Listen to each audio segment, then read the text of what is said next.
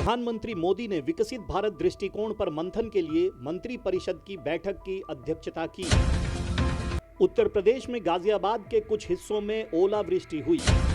चांदनी चौक के लोकसभा टिकट नहीं मिलने के कारण भाजपा सांसद हर्षवर्धन सक्रिय राजनीति से बाहर। आगामी लोकसभा चुनाव से पहले राजनीतिक दलों और राज्य प्रशासन के साथ बैठक करने के लिए चुनाव आयोग की टीम आज कोलकाता पहुंची।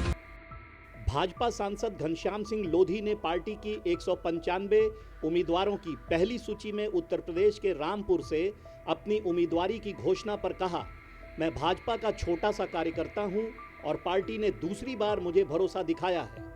मैं पार्टी की उम्मीदों पर खरा उतरने का प्रयास करूंगा।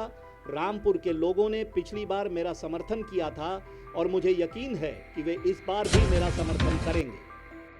भाजपा सांसद कमलेश पासवान ने पार्टी की 195 उम्मीदवारों की पहली सूची में उत्तर प्रदेश के बांसगांव से अपनी उम्मीदवारी की घोषणा पर कहा, मैं इस सीट से चौथी बार टिकट देने के लिए पार्टी के वरिष्ठ नेतृत्व को धन्यवाद देना चाहता हूं। मैं कड़ी मेहनत करूंगा और इस निर्वाचन क्षेत्र में एक बार फिर कमल खिलाने का प्रयास करूंगा। शुक्रवार को झारखंड में स्पेनिश पर्यटक के साथ कथित सामूहिक बलात्कार पर दुमका के एसपी पीतांबर सिंह खेरवार ने कहा, पूछताछ में आरोपियों ने मामले में अपनी संलिप्तता कबूल कर ली है।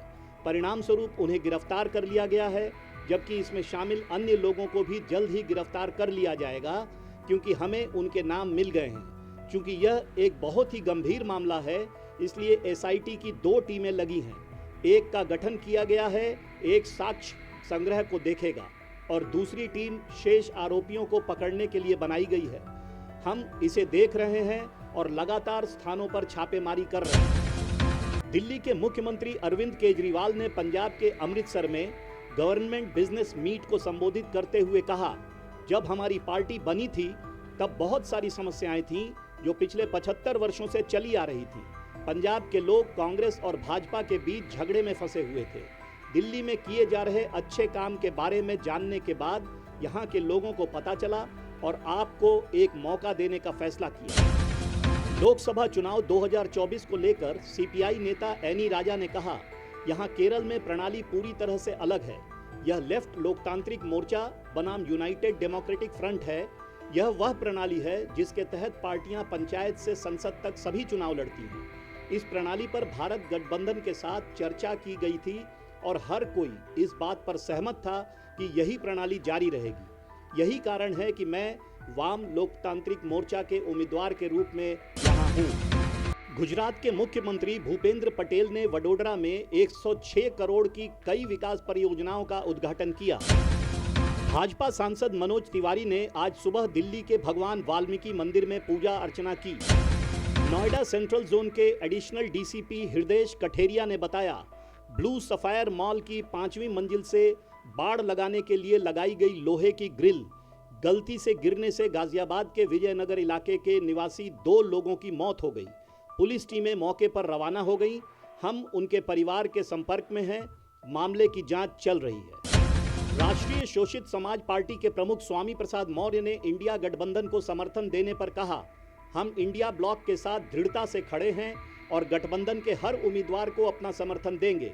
पार्टी से मेरा प्रस्थान अखिलेश यादव के साथ व्यक्तिगत मुद्दों से प्रेरित नहीं था, बल्कि विचारधाराओं में मतभेद से उत्पन्न हुआ था।